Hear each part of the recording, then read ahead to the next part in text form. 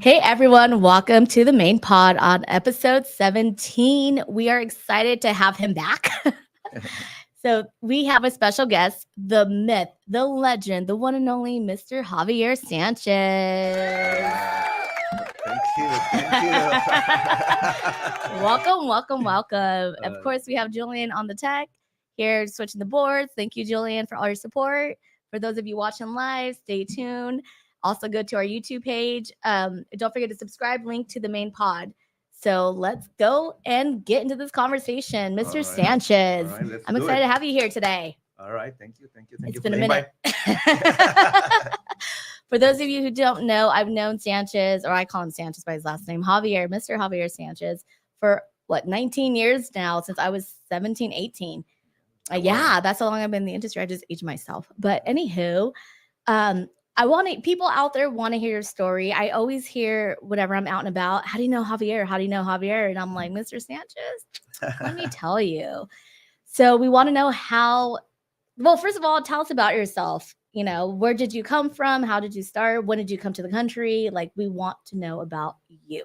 All right. I can go back and say that again. Let's go back. Okay. All right. So I'm originally from Mexicali, Mexico, border of Calexico, USA. That's where I grew up. Went to school over there. And I came over here also, went to school over here. I was kind of like going back and forth, living over here, and then I'm going back and forth to my hometown, Mexicali, Calexico, until I decided to go ahead and stay, and then I stay here and I start working, and then start working for this company. I was supposed to be like a summer job, and that summer job turned to I would say like 13, 14 years working at that company. What were you doing? I was working for a linen company. I was a linen driver, kind of like those UPS drivers, but with linen in the back. Oh, okay. Yeah, I was delivering the stuff to restaurants, doctors, and hospitals and all that stuff. Okay, and then did you ever connect and talk to them and potentially think, hey, I'm going to do real estate over here, or what? How did you get into that? From that, I got a cousin who was he got involved into real estate, and since I was already in sales working for that company.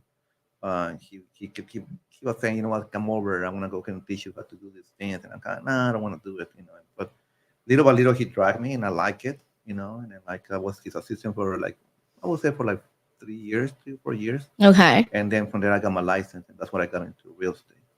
Part-time. In the beginning, I was part-time. For I would say a year and a half, and then I started doing good. And then one day I decided to go ahead and quit that job, which was a secure job. It was a teamster job, paying good in benefits, medicals, and it was a hard decision, but I don't regret it, Of course not. So what made you decide, hey, you know what? I don't want to do that no more. Let me jump into full-time real estate. Because I was getting, I was already in sales for the linen company, working for the linen company, and then I started, selling real estate. And actually, I can say most of my clients were people from restaurants, hotels, chefs, nurses, and all that stuff. My clients from the linen company, they were some of my clients from real estate. Oh. So my database, my clients start growing, start making good money, in real estate. And then I would say 1 year when I got the W-2 from the company, and I got the 1099 from real estate. Compared apples to apples. Yeah, and I was already making more in real estate, but I was killing myself because I was working 40 plus hours a week for the linen company, and then I was working in real estate at the same time, and then there was a lot of work. And then one day I couldn't take it anymore because there was a lot of work, and one day I decided to go ahead and quit. I said, what, I can take this, I'm gonna go ahead and do it, and I did it.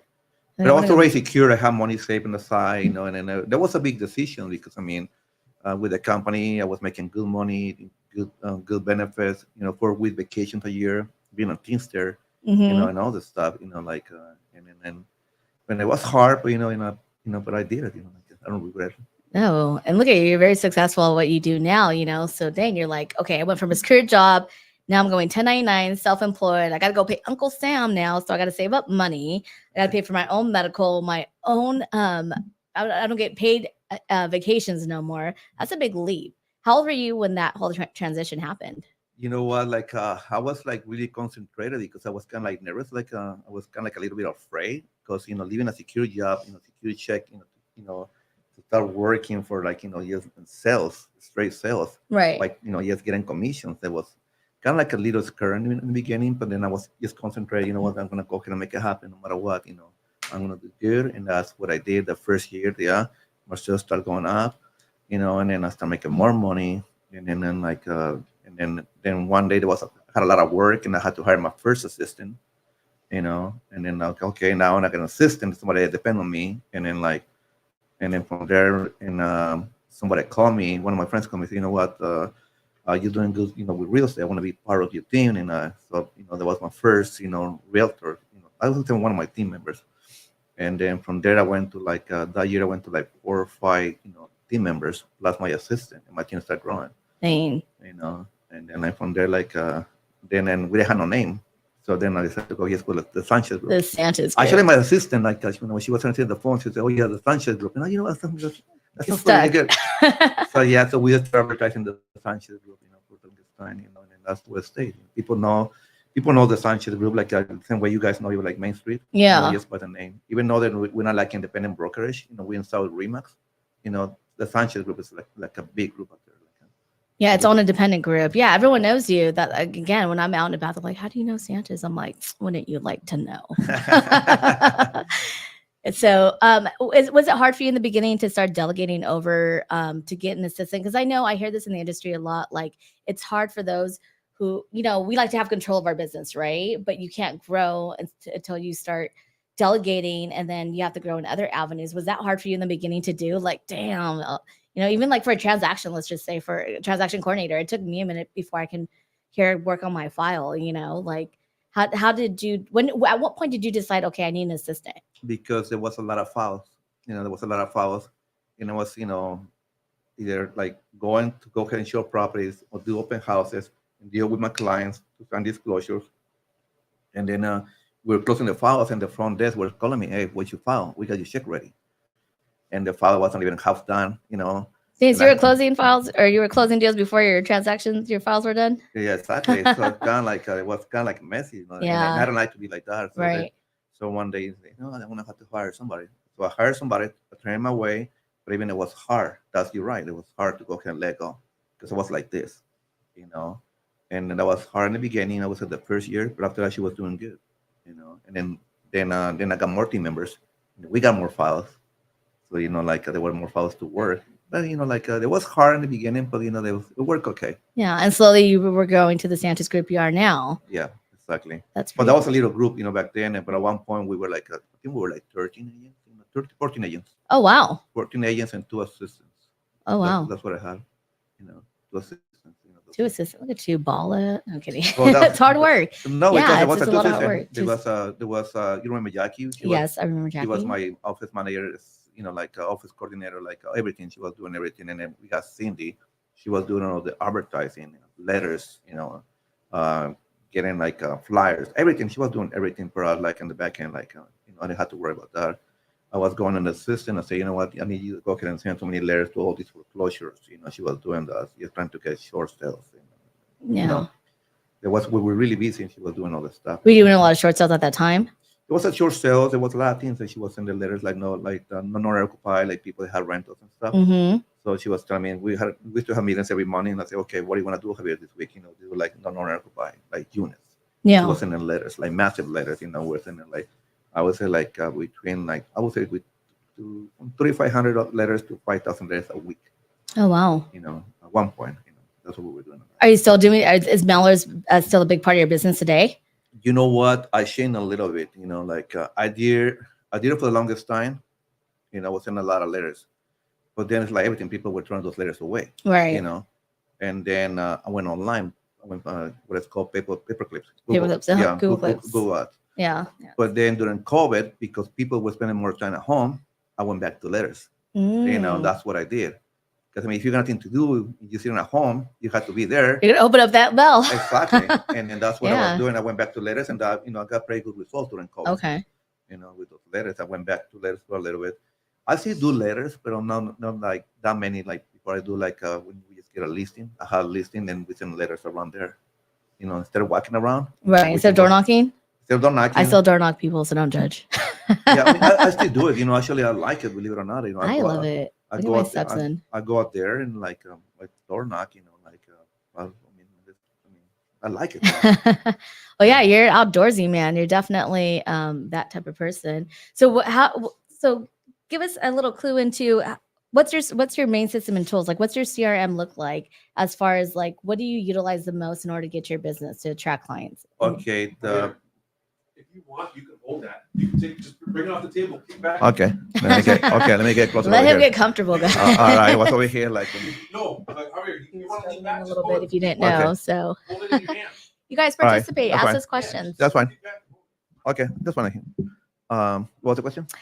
Oh, my question to you was, as far as tools and systems, what is Mr. Sanchez or you and your team, what is it that you're using the most in order to get clients? Like, what's, I guess, the number one system you're using currently right now? Well, definitely my CRM. That's the heart of everything. Everything lands on my CRM. From the Google Ads, to like anything like homes.com, like all those third-party companies like Redfin, like all those third-party companies that send us leads. Right. Everything lands right there. And once it lands right there, like that's our job to go ahead and do a follow-up. Right. And then that's what I see what they do, and we put notes in there. So I jump on the system like at least twice to three times a week to see what is new, and I can see like the lead right there. So the lead's coming in. If it is a buyer, then I contact the buyer. The buyer wants to buy a house, and I can go ahead and send the lead from the send TRN to our preferred lender. So send the lead over to them, Nice. and I do a follow-up. Hey, you got the lead, and then I can go back and I can see the notes from the lender. So we're in communication. The lender can be to say like over here in Rancho and in Upland, but he can get the email and say, okay, he can jump in my system, just to put notes there to see what's going on. So once you see them searching, you drop them into your drip basically, and then you start marketing and sending mailers, emails, whatever that is, Exactly. specifically to what they're searching for. Exactly. Or Nice. what they do, they ended up in my landing page and they put all the information what they're looking for, and the system automatic, sending It's synced into your CRM system. yeah, and it's sending emails to them, and text messages and things like that. Yeah. And then I can see what they're doing every time they open the CRM. I'm sorry, every time they open the email or the text message, I can see what they're looking for, how many times they view the property, and of course that's just a system. Then I gotta go back and and then do a follow up with that. Yeah. Yeah. Please stress out here to our industry people, our realtor fellows, brothers and sisters, how important it is to have a CRM system. I know Main Street here specifically, we harp on using our CRM tool. Let us know, like, it's super important to have in your business, right? It helps you be organized, helps you stay organized, and more importantly, keep in contact with your clients until they're ready to buy or sell, correct? Exactly. I mean, it's like it's the heart of everything. If you don't got CRM, you're gonna be out of business. Listen up, people. There's no way you can go ahead and go back to your notes or to your computer. Just get the CRM. You can jump in your phone and see what you have in there. Mm-hmm. I can tell you, I got like didn't I tell you this? I was talking to Rick about it. I got this client. Well, now it's my client. I got this lead that was in my CRM for the last, I would say, for the last 4 years, and then I was looking to the lead, and then he was just searching, and I talked to him a couple of times, and then he said, "I just looking," and one day he called me out of nowhere. He goes, "I want to go ahead and see this house." 4 years later. Well, 4 years later, he called me, Dang. and then I go, "And who you are?" Like I think so and so. So the names, I guess, the name sounds familiar. So I jump in the CRM, and I look, and yeah, he was in the system for 4 years. Sure enough. But I thought he was just like A looky loo. yeah, kinda. Yeah. So I went in there, and this guy wanted to go ahead and see a repo in Rancho, and then it was a battle with our repo. We didn't get it the first time, or the second time, or the third time. But the fourth time, we got our offers accepted after like 4 more. Oh, wow. Because I mean, they were putting the house in the market. They were putting it in escrow. They were going back and forth until we got the property, because there was an issue with the property because it needed a lot of work. It was listed for 1.8 million dollars, and then when we got it for 1.3. Because I mean, the bank knew, Yeah. there was no bank that was going to go ahead and finance, and then Right. we did it was a cash deal, you know, the For harmony, 1.3 hard money. Okay. Yeah, so I connect this guy with my harmony lender, and we were able to go ahead and close the deal. You know, Nice. but again, there was a lead that was in the CRM for For 4 4 years. 4 years. Yeah. Yeah, and then do the math. I mean, I had like a 1.3 or 3% commission. Dang. You know, like and then like it was pretty good, and that's just like to be in there. You see, if you don't get a CRM, there's no way you can do a follow like that. Right. And the system was doing everything for me. you automatically because you had to Automatic. set them up. Yeah. Yeah. All depends on your CRM. There's two True. CRMs out there, you know, like there's the really fancy ones, the one they're okay, and the one that I can just like do like minor stuff. But I mean, all depends what you guys looking for, like the CRM. But I mean, you have to have a CRM. Yeah, super important. Which one do you use? I use the one that's called Chime. Chime. Yeah. I use Shine, and I like Shine because I started using them probably like almost like 6-7 years ago, and then like they were new in the business, you know. And I went to a REMAX convention, and I met one of the guys right there, and he closed me, you know. And it wasn't too much; it was only like $45 a month. You know, like I can't afford that. That's good. So I can sign up, and little by little, then I started growing. Now the company, I think it's Lofty bought Shine, so now they got more tools. So still, my bill is no more than $100 a month. Your grandfather did. Exactly. Nice. But right now, I'm paying $100. I mean, but it's pretty good. And now they keep adding more stuff. You know, of course, somebody new is gonna pay more than me, but I've been with them for like so many years. So Yeah. you know, that's what it is, which is good. It's a good system. Chime is good. You know, there's more out there. You know, that you can go ahead and use. But that one definitely, you know. Yeah, there's definitely different tools and systems. Like I know we use Boomtown, and that's been great for us. You know, and I love it. And it does the same thing, the whole marketing drip and everything, automatic emails, send out the follow-ups and reminders.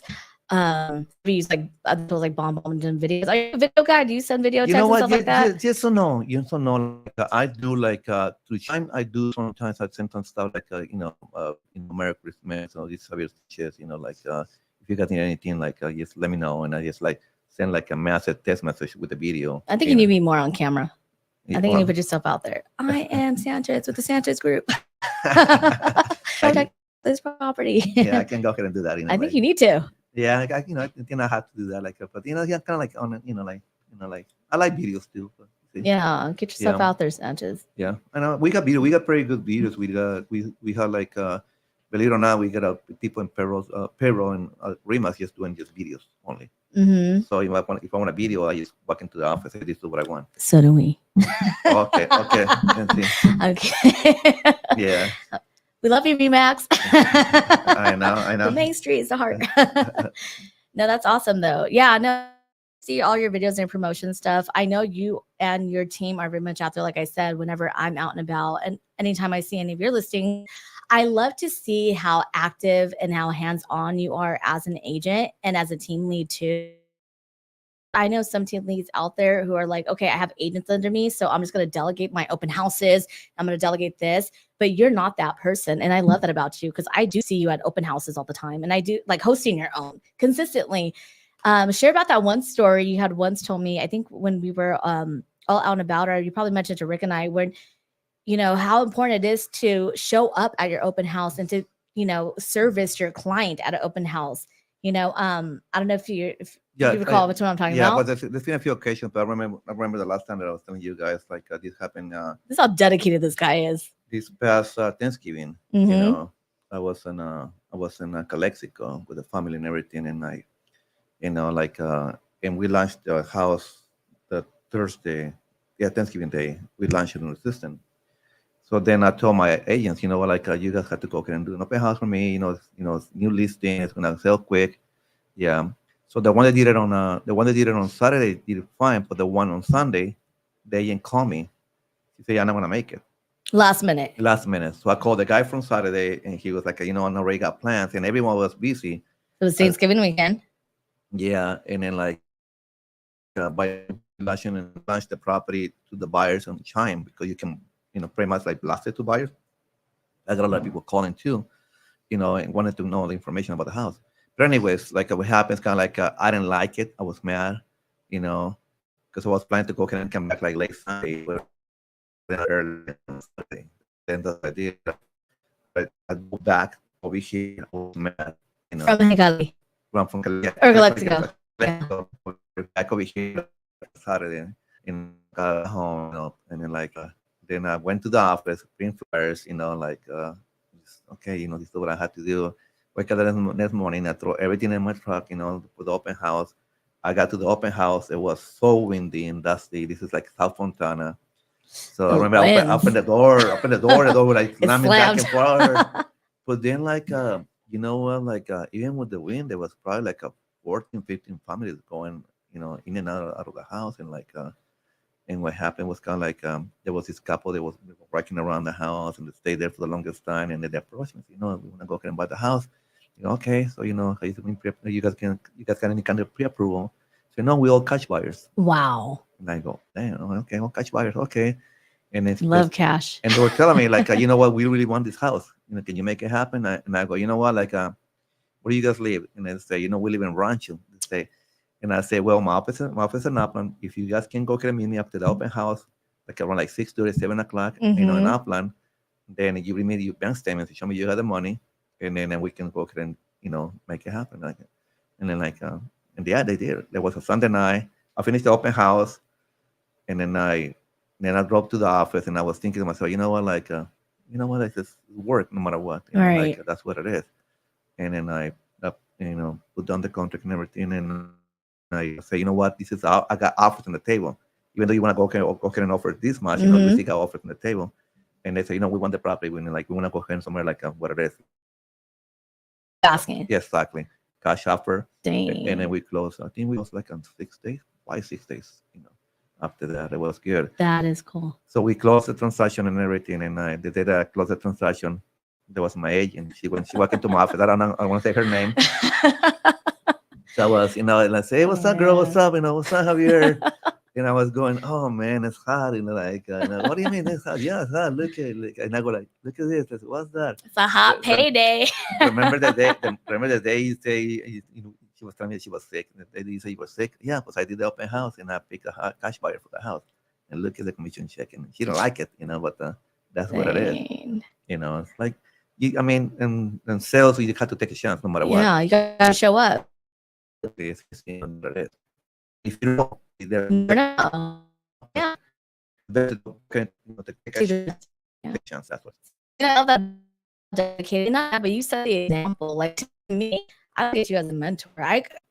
There's nights and days, guys. I'd be calling him like, "Hey, Sanchez, for your advice," but you give me your opinion, and I love how supportive you are, and I love the example you give, not to your team, but I don't know if but you influence a lot out there. And like I said, I'm looking at you. I'm looking at what is Sanchez doing? What move is he making? I need to make that move too.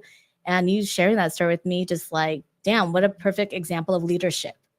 Like you are that guy. You are that influencer. You walk the walk. You talk the talk. And I think that's freaking amazing. So, sorry for whoever lost out. He double-ended the deal. I know. But it's true. You never know. And I think I've shared the story before, my old listing, or the listing I just sold a month ago, over in Anaheim, rainy day, just put on the market Thursday, did open house that Saturday. It was the last storm we had, pouring rain. I was like, man, no one's going to show up to this open house. It is freaking raining. I'm putting up signs. I am soaked. Walked in, the first agent to show my listing put in a cash offer at list price, and we sold it in 2 days. So it's like, you never know, right? Just show up and do the work. Exactly. And that is our industry. If you know, but you got to just show up. You don't know what you don't know. Yeah. And the fact that you did that, and you from over there from Mexico, you drove all the way to do the open house last minute because someone canceled, tip my hat to you, bro. How long were you in that borderline for? No, but I was already in Calexico. You're already in Calexico. Okay, before. But still, that's a good. Well, yeah, but my plan was to go ahead and do something else at night. And I cancel my plans and I come back over here, which is okay. I don't say no to the money. Right. And then but still, you have. But still, you had someone who dedicated to your open house, who signed up, who should have executed that. Exactly. And canceled on you last minute. And here you are, you're stepping in as the leader. This is your client, so you're going to service your client. Exactly. So, the importance of servicing is huge, and that's badass. Thank you. But, the bad part had to sacrifice some of the family time, but they do understand. I'm not a W-2 employee, and a sales guy. I had to make things happen no matter what. Right.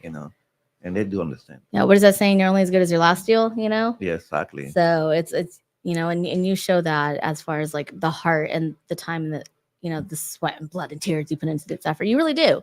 Like I said, I really look up to you and admire that about you. I've always have, and I've always told you that, you know. So I Thank you, commend you for that, my friend. So aside from the day-to-day grinding every day, what is it that you like to do? I know you're a runner for sure, you guys. You know, he's a hiker. I've gone on several hikes for him and with him, and you're badass, Mr. You know, marathon runner over here. You know, you do a lot of that. Is that your like downtime in order to relief from the real estate world, or what's your escape? Well, yes, that's what I do. As a matter of fact, I got the LA Marathon coming in 3 weeks. You know, I'm gonna be Is that 26 miles? the 26 miles. 26. That's gonna be my marathon number 24. Dang, 24. 24, and then Wow. so right now, and then you know, I'm training right now. So you know, that's what I'm doing. You know, like but after that, I just go to my normal routine, which is the gym. Get to the gym like between 5 and 5:30, work out for like 2 hours, and then go to the house, take a shower, and go to the office. But right now, I'm kind of like switching a little bit for Yeah. the training. You So know. what does that training look like? Like walk me as a non-marathon runner inspiring to me. You really want to know that? I mean, really like, want to know. I'm curious. Well, it's It's kind of like a David, it's David Goggins, what you see, like you're gonna get up at 3 a.m. and run, or well, like pretty what much, is- pretty much is what it is. You know, Wow, okay. like I can tell you, like what was it? Like this past weekend, I ran from Claremont all the way to like Fontana Uh-huh. baseline. I went Uh-huh. to Heritage. I went around Heritage, went back in the trail, and then I went back. Okay, 2 weeks ago, that's what I did. I also ran through the trail, went to Fontana, and it was raining, and I went back. You know, but you had to start early. Yeah. If you start at 11 o'clock in the morning, there's a lot of traffic. But if you start like around like at 6:30, 7 o'clock, the latest, it's a good time to go for a run. You know, and that's right now. It's like if you want to know how to do it, you have to start. You know, like to say like run 1 mile, 2 miles.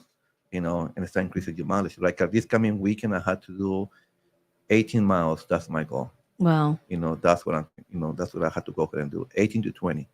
That's the peak of my training right there. And after that, I'm gonna go down to like 15 or 13 until like the weekend before the LA marathon. But you have like everything. You have to, you know, you have to increase your mileage. You know, like Little by little, yeah. little by little. You know, and then you have to give up a lot of things. Like right now, on in the bag one right now, since the I call it bag, and you know, I go since the first of the year until the end of March. You know, and then like no caffeine, Oh, caffeine. No caffeine. Okay. no alcohol. Why caffeine? I'm curious with that one. You know The what? dehydration part of it, or what? No, What is it? you know what it is? Kind of like I'm curious. this is the first year that I'm doing it. I don't have no problems. Like as you say, like the alcohol part. Like I don't care. Like I can go ahead and start. You know, my longest been like 6 months without drinking. You Mhm. know, but then like the alcohol, I think I don't got a problem with that. Caffeine is really hard.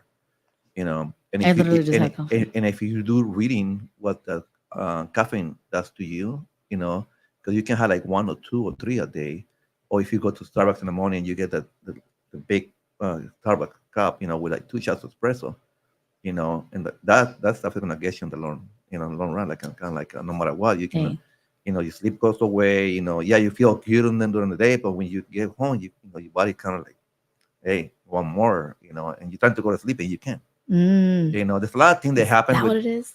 no, that's what it is, you know. Dang. And then this is the first time, and it's like really really hard. This is the first year that I'm doing this, that, and also I was telling you this, no social media, being like no caffeine, no alcohol, no social media, and then this is my 52 day. Okay? Wow. So I feel like with the social media, I don't right now. I don't really care. Like you know, Yeah. like I feel like I'm disconnected with people. Like I haven't seen you around, you know, since the last time I was over here. Yeah. I've been keeping it low, guys. You're like, I've been keeping it low key. No, but if you think about it, No, but yeah. if you're on social media, even you don't see the like. I saw some people like I went to play golf last week, you know, with some friends, and they were asking me like, "Where you been?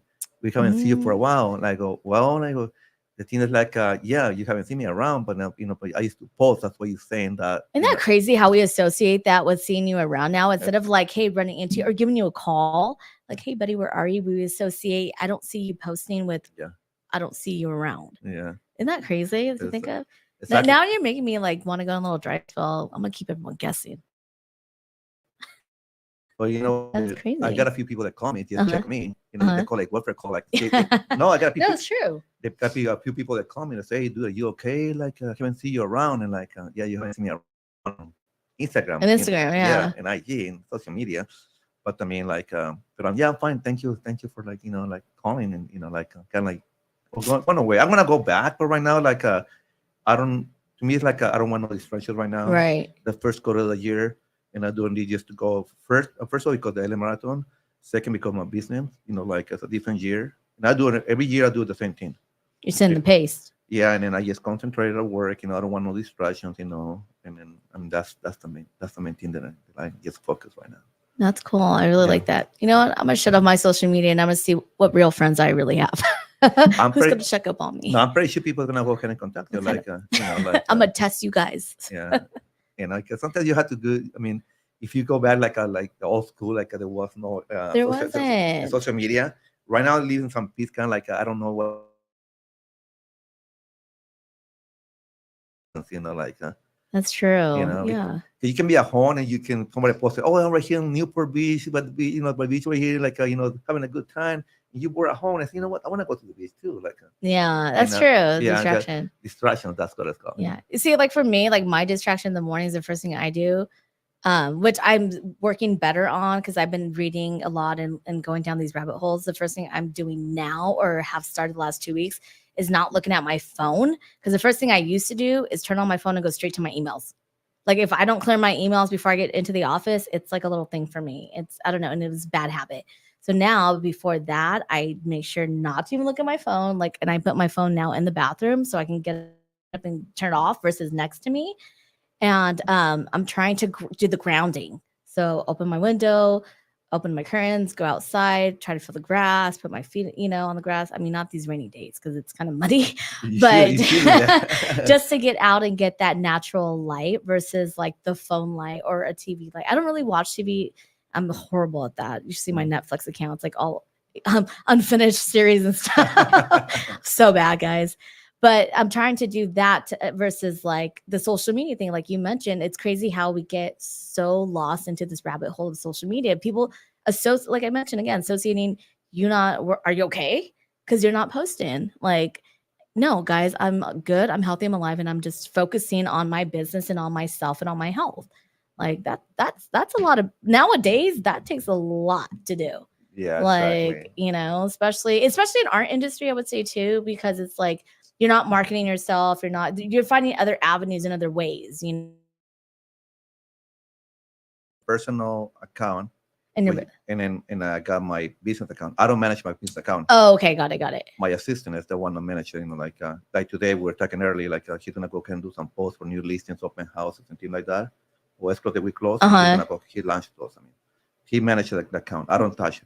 It's your personal. I got access if you want to go ahead and get into my Instagram and combine both of them. Yeah. But I mean, so far, like he's been doing all this stuff. I don't need to log in on anything. That's good. I need an assistant. You need an assistant. I need a personal account. Mine's all combined. I'm all screwed. Yeah, but you should do it. No. I mean, it's a good thing, kind of like I'm not tempted to open my phone to see how many notifications I have. Right. But Facebook and Instagram, they're tricky because they send you emails. Like I was looking to my emails and I say, you got so many notifications in Instagram. In my emails. They're trying to go, okay, hey, open your Instagram. That's when you're not on it that when you're long. not on it, How crazy is that? They're yeah. watching. They're spying. They know if you're clicking and scrolling there. Exactly. That is crazy. That's what I didn't know that. They do. I mean, I don't know. Like, I get email notifications like if like someone requests or something or whatever, but not like if I'm not like on there for a long period of time. Yeah, if you like up completely. Yeah. Yeah. If you do that, like in like 2 or 3 weeks go by, like you can. Really? I got notification. No, I get emails. That's what I get. That's crazy. Because I don't check notifications or anything like that. I did not know that. Yeah. Well, I've done it before. Last year I did it for like 30 days, and this year I'm trying to do it for like 60, maybe 90 days. Going on to the focusing part. So does the marathons get harder and harder each year for you or easier? Like how it just depends on your training part of it or yeah, all depends too. And I'm gonna be honest, like 24 marathons, and I can say that's probably like 17 LA marathons. Wow. 2 Boston's, to New York, I believe, and like and then the other one's like The Vegas. New San York Diego. one is fun. I was in New York in March during the marathon. It's insane. I mean, I didn't run it, guys, so I'm not gonna take any credit for that. But I was there, and it is so much fun, and it's so insane, and the support and the community. I mean, everywhere you get that community, but I don't know. I've been to the LA versus and New York. For some reason, New York felt way different to me, right? Or am I wrong? I don't know. Yeah, Like, but remember, there's a big race like yeah, it's huge. New York, LA, Boston. Now Boston is different. Boston is by invitation only. Yeah, Oh, you got to be invited to that. you have to be invited by that, and the way you get invited is because I'm going back to this. Um, like I used to run, you can go ahead and run, but then to get to Boston, it goes by age and then go also by time. By the time that you finish the marathon, Oh, so you're clocked. you say if you like 35 years to say that you have to Uh-huh. finish the marathon in 3 hours. Oh, by age. Okay, yes, I'm Yeah. 35. I'll take 35 all day. Actually, I thought you were 28. Actually, Oh, sorry. even better. yeah, but Sanchez. so they go by that. Like, Okay. if you don't get to that, there's no way you can go there. Really? So yeah, I mean, so I did it twice already, and when I was trying to do that, you're trying to get faster and faster, and then at one point I was running like 60, 70 miles a week, like between 10, 15, 10, 15, and a long run on Saturdays. But I was dropping a lot of weight too. And then, yeah, I was on to all this stuff.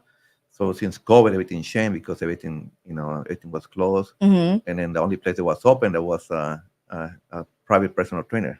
Oh yeah, where we used to go over yeah, at 909 Oh yeah, we went there, Fitness 909. but also went to another place. I don't want to say the name. That was open during COVID for Foothill. And then I got a We were private training, guys. We were not open to the public. Let's just be clear. Exactly. So It then was- I did walk in there, and the guy goes like, "What do you want to do?" And I want to go ahead and get mine. So I say, what, you have to stop running, and that was hard. Oh, Yeah. stop running during that time and just build muscle. Yeah, that's what I did. And now it's different. Like I'm trying to get to 25 marathons. Mm-hmm. That's what I'm trying to go ahead and do. And then now I got this one and one more, and I'm done with marathons. That's my goal, 25 marathons. Wow. But then right now, I don't care.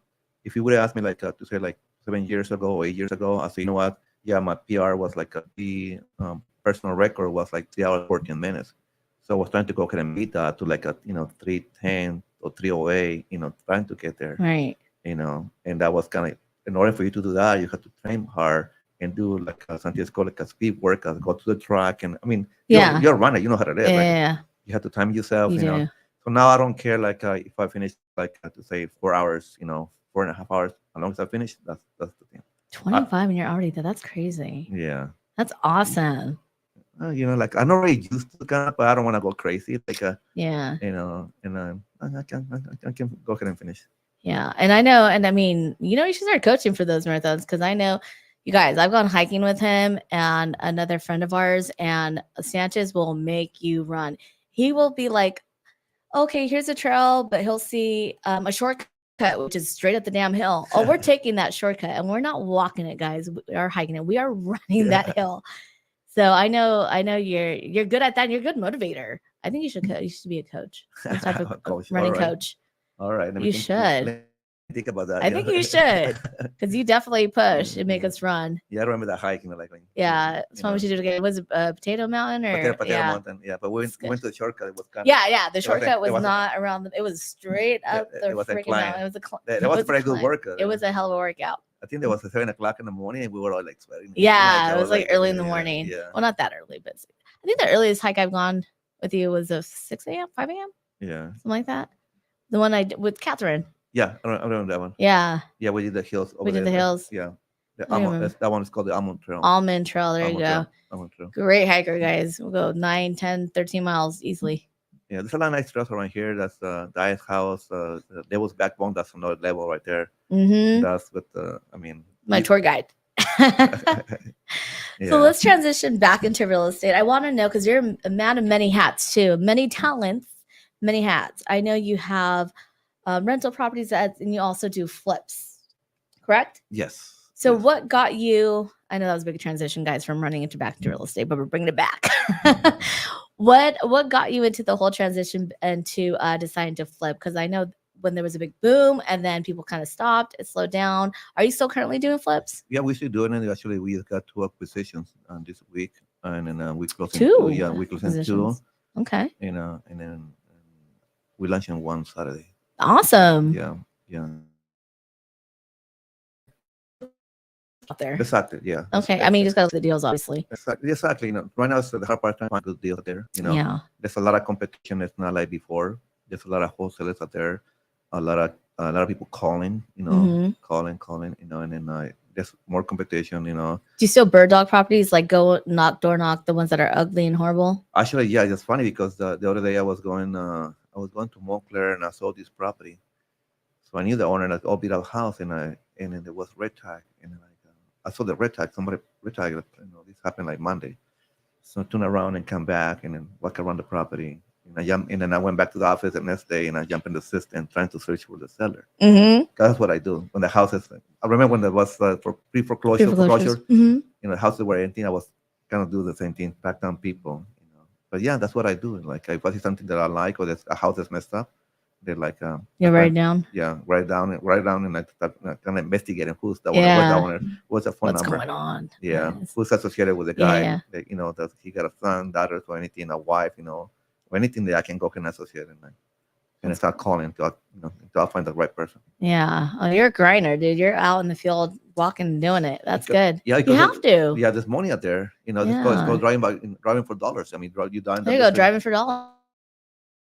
I mean, it's a house. They don't put no water in the grass, and the house also messed up. And it's kind of like bacon. Yeah. You can investigate the house. Paint's all chipped, roof's falling apart. Yeah, they're out there. I saw one. It's funny because I actually saw one yesterday. I was showing a client a property. I'm not gonna say where, guys, because I attacked the property.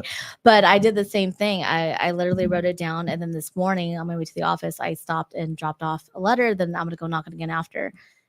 So yeah, just to stay on it, But like you said, there's deals out there to be made. So do you buy and hold, or do you flip? Like what do you? We're not just flipping, that's what we tend to go ahead and do in the market, because there's no inventory, And then right now, there's buyers out there, and people still overbidding if you price the house right. I'm hearing that a lot right now. Yeah. Like, what are you seeing in the market, in like traditional real estate market? Because I'm hearing a lot. I know here in the office, we're hearing offers, going over asking 20, 35,000. I heard from a friend of mine over the weekend. She submitted an offer 45 over asking. Like, I'm like, is that where we're back at? Like, it's crazy. Open houses are getting flooded again. So that's great. Is that what you're seeing too? That's what I'm seeing too. We see the offers coming in, and then we can go ahead and see like how people start bidding, but it has to make sense. Yeah. If you got somebody with an FHA loan, nothing wrong with that, but then you ask for a bank statement and they went like $30,000 above the asking price, and we know the price is not going to get there, right? And they're trying to remove the price of contingency. So what is going to happen? So you have to be wise, when you're taking an offer, right? Because the number doesn't mean anything, That's what it is, it looks good on paper, but once you start analyzing everything, it makes no sense at all. Right. We prefer to go with an offer that's strong. They can go and show the proof of funds and everything. Proof of funds and everything, and even a lender too. We tend to see, okay, who's this lender? We call the lender too. Yeah. Trying to see what's going on, but the lender doesn't return our calls, and then they don't return my lender call to do a cross qualification. I mean, you already know you're gonna have a headache. With the lender. Come on, lenders, return those calls, follow up on the client, or else Sanchez is gonna fire you. Have you ever fired a client? I did. You're like, I'm done with your drama, or too much of a headache. I didn't want to sell your property no more. Exactly. I got those before. I got one recently, probably 3-4 months ago. What happened with that one? It was a listing in Adelanto. The guy was getting divorced. Hopefully he doesn't listen up. But I mean, I listed the house 3 years ago, and then he was getting divorced, and they got back together, which that's fine. Nothing wrong with that. And then the same thing. Wait, sorry not to cut you off. So wait, they separated, you sold their house, and then they got back together? No, I listed the house. Oh, okay, sorry. And we had an offer with an escrow, and they canceled. What? They say, you know what? Yeah, we want to go ahead and work at things. Okay, that's fine. Damn this love. And then 6 months later, he released it with somebody else, and he did the same thing. So every time he was getting mad with the wife, he was doing the stuff. What? So the third time he called me and he showed me a picture. I mean, hopefully, well, I should say this because Okay. he's not my client anymore. So he sent me a picture. Oh, look at me, look at like how she did to me. Like, I mean, that was really bad. And I go, okay. So what do you want to do? I want to list it. Are you sure you want to list it? You're not gonna go back to this lady? Nope. Okay, come over to the office because I don't want to be running to Atlanta. Right. And I did the contract and everything. And then I did an open house. We got offers on the table. We opened escrow. They did the whole inspection, and the person was supposed to be going in, and he called me. Oh, you know what? She said she wants to go ahead and talk to you. And I said, okay, but I don't want to be driving all the way there. Right. So yeah, so we meet up at my office like at 10 o'clock and like on a Thursday night, and she was crying and everything. He sent all the paperwork, the granting and everything, and I go, okay, cool, everything is done, you know. So the next morning he called me. He goes, Javier, I'm canceling. What? I can go through. I can go through this, you know, like a. Oh, like, hell no. I was mad. I was really, really mad. Oh, heck no.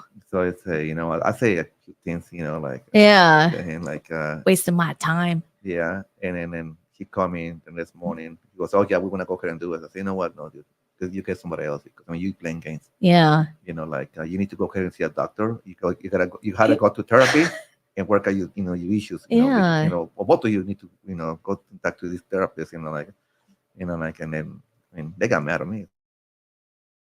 The audacity to even come back and be like, you know what? It's like, okay, let's do it again. Wait, no, let's do it again. And then think you're not gonna be like, all right, dude, you're playing, like you said, you're playing games. You're wasting my time. You're wasting everyone's time. I performed. I delivered. We're about to close. You signed the deed, and now what?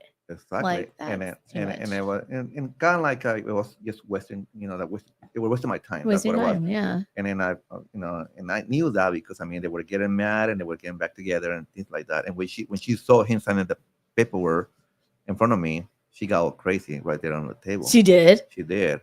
The next morning, Dang. they canceled the next morning, and the next day they say, okay, let's go ahead and do it. And I say, no, nope, I don't want to deal with this. Because I know something happened like Yeah. between then, I mean, I'm not a therapist or anything, and I'm not here to play games, I thought we are therapists, aren't we? Like Right. counselors, negotiators, and all that good stuff. That we're Yeah, everyone's therapists. Yeah, we feel like that sometimes. Like we're dealing with some people out there. Like every time you're dealing with people, you're dealing with. Yeah, you're taking in their problems too. You're like, Yeah. okay. But not today- everyone is that like that. No, Not everyone. exactly. Yeah. Let's be very transparent. Not everyone's like that, but there are the crazy ones who you're just like, okay, enough is enough. Yeah, correct. Dang, yeah. So they've done it not only to you, but other agents too. That's crazy. Yeah. So you gotta be careful. I mean, you have to do Careful your you work homework. with. Exactly. Yeah. Exactly. Check out the property. Make sure it's not getting off and on, off and on, off and on, or hold. Yeah. I know. I think I've only fired one client one time. Same thing. It was kind of similar, like a divorce kind of case. But she was just too much drama, and it was just prolonging, and then offers would get submitted and taking way too long to even get back. Where now people are withdrawing their offers. It was just like that kind of time wasted. Where I'm like, you know what? You clearly are unsure if you want to sell because you're playing these games, and yeah, that's the only time I've really like fired someone. I'm like, don't waste my time. The money's great, but it's not that important for you to bring me this drama. Yeah, no, heck no. Have you dealt with like other crazy clients like that, or is it just? But right now, I got we in escrow on this property in Moscow, somewhere, And then, Moscow, dude, I don't know what it is with Moscow, that little community. It's like a little crazy town. It is a crazy town, believe me. I did so many transactions there. Like, I mean, I love San Bernardino, born and raised, but come on. Like, but you know what? People like it. They love the area. They do. They do. And then and anyways, we got this property in escrow. It's a probate, and then and they say you have to take the property with the tenants. So I said, okay, let me talk to the tenants. So I talked to the tenants, offer them like $4,000. They say, yeah, Mr. Sanchez, don't worry about it. We're gonna be out of here by this day. I say, well, you know what? Like, just to make sure I'm gonna come back this day, just to make sure that you guys are ready to go. And then we went back and they didn't even open the door. So then I talked to the agent. I said, you know what? Like, everything's changing over here. Because you were telling me they were supposed to go ahead and work with me, but not at all. They're not. So now we're going through that drama right now. So then the agent, he called me and said, what should I do? Okay. But then you got to go back to the seller. Okay. Because I'm putting $4,000 over here. Right. If they want more money, tell the seller to go ahead and put more money because no one else is going to go ahead and buy the property. No, it goes through the whole eviction process. Exactly. So now they're working into that. So hopefully it's gonna go ahead and work. If they can go ahead and match what I put on the table, the $4,000. Uh-huh. I mean, $8,000 to get out from the property. That's good money. But we see what happens. Yeah. That's crazy right there. And you can tell the people they're not mentally there, like they're in something, Mhm. and then we have to deal with those people. But again, I don't try to take advantage because I mean they're humans. I mean, and then I got family too, and I know they got family. Right. So I mean, I treat them with respect. I Yeah. say the money's over here. But then when they turn around and they're trying to go ahead and take advantage, Right. who's the bad guy over here? Right. Yeah, you're trying to have empathy for them, but at the same time, you're like, all right, come on, enough is enough, Yeah. Yeah, I've dealt with squatters. Oh, that's like the worst for me. Like, not even the tenants, like squatters. And it was also in San Bernardino. I probably told this story before too, but it was a short sale transaction I was doing with Annette and their investors. They were buying it as an investment property, and the police would just never show up. Like, I don't know how many times I would call, sit and wait. It was like in the ghetto, okay, San Bernardino. But this investor wanted to buy these apartments, and they already bought several. So this was like the last one to be sold. These squatters kept coming back. I mean, you would open up the drawers and cabinets. It's like all this stolen stuff from like Walmart and whatnot. Police would never show. Finally, we were getting ready to close. The investor's like, I'm just going to take on the property however many times, whatever, that the squatters came. The day we recorded, like literally, we just recorded. Next thing you know, I get a call from a neighbor. The condo flooded. The squatters stuffed, I don't know what, trash, whatever in the toilet, flooded the whole place. I was like having a heart attack for my client. We just recorded the property sold. Now it's their problem, not like nothing we can do. That was like one of the worst, like where I felt like, damn, these people got like screwed in the transaction, and it wasn't like it was our fault. It's just, squatters and police in San Bernardino would not show up for the life of us. Yeah, that was like the craziest with that. When you need them, they're never there. Oh. Yeah, that remember also talking about San Bernardino. We bought this triplex, and then this wholesaler called me, say, we got this deal, and it's perfect for you. Mm-hmm. So yeah, I went, look around, look very clean. There was an empty lot right next door. Look around and say, we take it. And then there was like a 4 days escrow, 4 or 5 days escrow, all cash. And I noticed that there looked like a pretty good area, like a so-so area, somewhere, Uh-huh. And the day we closed, we code and everything. There were triplets where one was vacant, and there was a lady living in one of them and somebody else. I wanted to talk to them and the new owner, and then I wanted to go ahead and we had the whole property. I talked to them and like 30 days notice. But when I got back to the property to talk to them, there was probably about 15 homeless people. 15 in the lot next door. Jeez. So, and then I went back to the garage, and there was a guy in the garage. The guy wasn't there like 5 days before that, and so. Uh-huh. So then I approached him, "What are you doing here?" The previous owner allowed me to go and stay here. No, I was here like 5 days ago, and then you weren't here. Yeah, that's because there was another guy that came over here, and he went and buy food for everyone. Uh-huh. To go away from here for like 2 hours. Oh my God. And I'm not lying to you. This is the wholesaler did that to me. For 2 hours so you can show it vacant. I don't know what he buy to them. No, I'm not lying to you. That's what he did. That's crazy. He's right. And I want to ask somebody else. Hey, come here. Yeah. So what happened the other day? You talked to this guy? Yeah. He went and bought food for everyone. We went to Denny's and stuff like that, and everyone very good. Wow. Yeah, I got stuck with the property. That's crazy. Actually, that's a crazy story. Yeah, but you never know what people do. No. Puzzle than that one. yeah, and I got played, but I called that played. Guy, and he's like, "Yo, they're lying, Javier. Don't believe that stuff." What?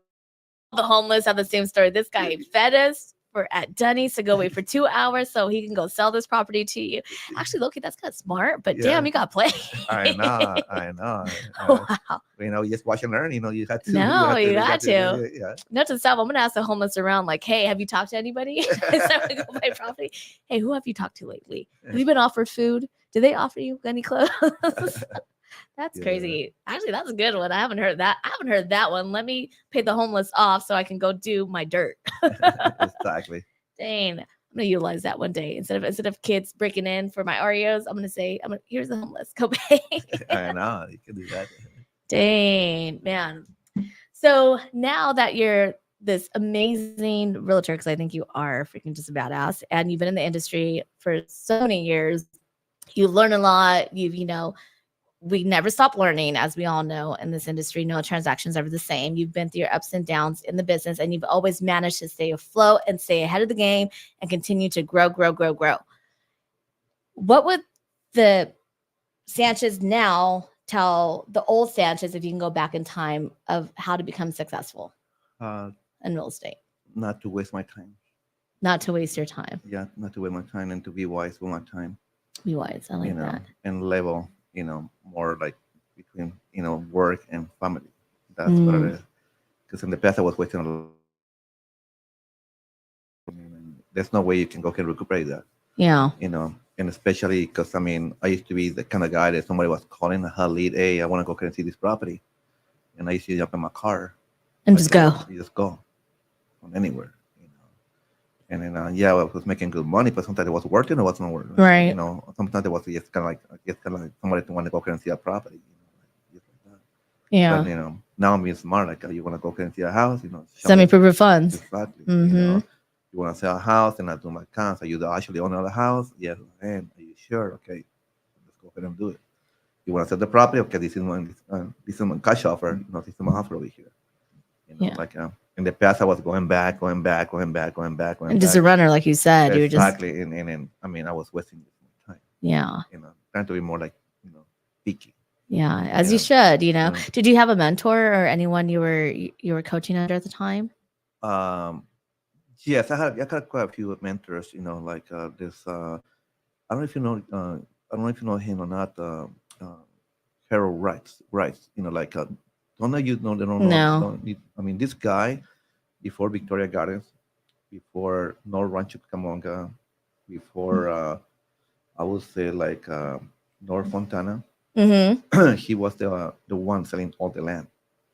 Okay. I don't know if you remember the old days when for Foothill.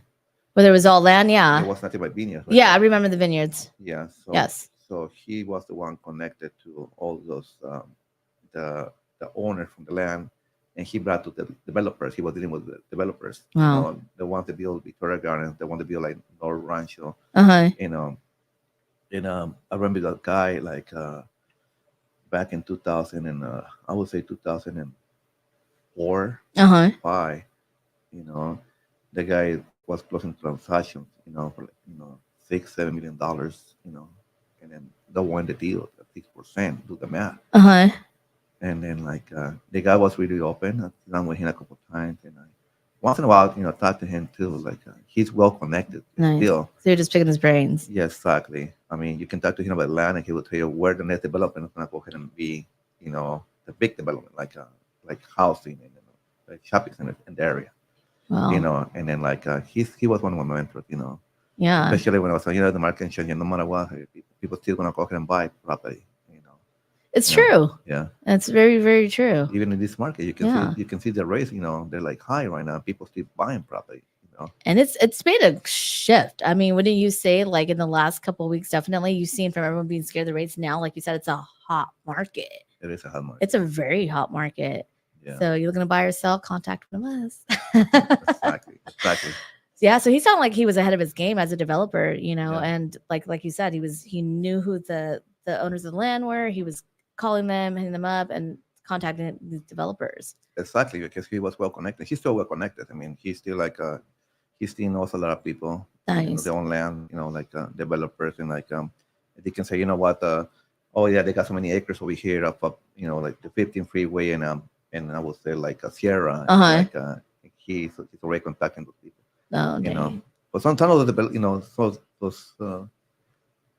some of those say like projects, they take time too. Yeah.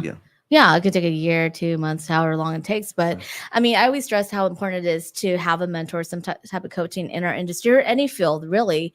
And if you can't afford one right away, there's different ways and avenues of getting coach and help. There's YouTube. I mean, YouTube's a big way. Just Google something and you can learn it, right? I always feel like we got to continue learning, continue coaching. What advice would you give a newer agent, not yourself, but a newer agent, besides wasting time coming into the industry now?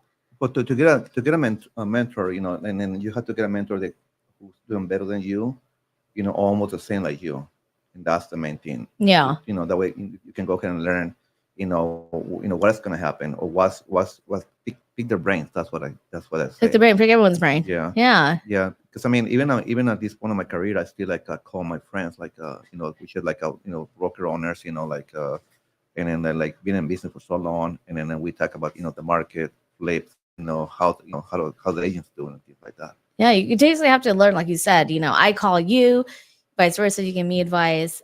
You're someone I look up to as a mentor, so I really value appreciate that. I'm very happy you came on the show again. Thank you for being here. Where can we find you on social media? I know you're off right now, but those of us who still want to follow you and kind of pick your brain later down the road, once you're back on social media, where can we find you? Okay, the office Instagram will be the Sanchez Group on Instagram, and also on Facebook, the Sanchez Group. Okay, the Sanchez Group. So remember that. Yeah, Instagram and Facebook. The Sanchez Group. And my personal was Javier Real Estate. Only one R in between. Javier Real Estate. That's your Instagram. That's my Instagram right there. Yeah. Awesome. Well, thank you for coming on. It was a pleasure talking to you again. For those of you who have been watching, appreciate. Thank you. Stay tuned for next podcast next Thursday at 2:00. Again, thank you, Sanchez. Thank you, Julian. Out our little tech guy over here. I appreciate. Thank you, and subscribe to the Mainpod on YouTube. Thank you, guys. Bye.